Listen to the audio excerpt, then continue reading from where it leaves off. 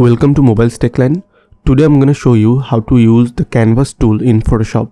First, click Image from the top left corner and go to Canvas Size. A small window will pop up and you can see the actual size of your portrait or photo. Write down any number, but it has to be larger than the original. Click OK, and this is the canvas.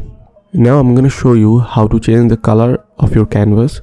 You can see on the down below a tiny color icon. Click it. Let's go with the original color we have in our photo. Now it's much better. For our second photo, we'll try to be a bit creative. We will choose a small number so it gives a passport size look.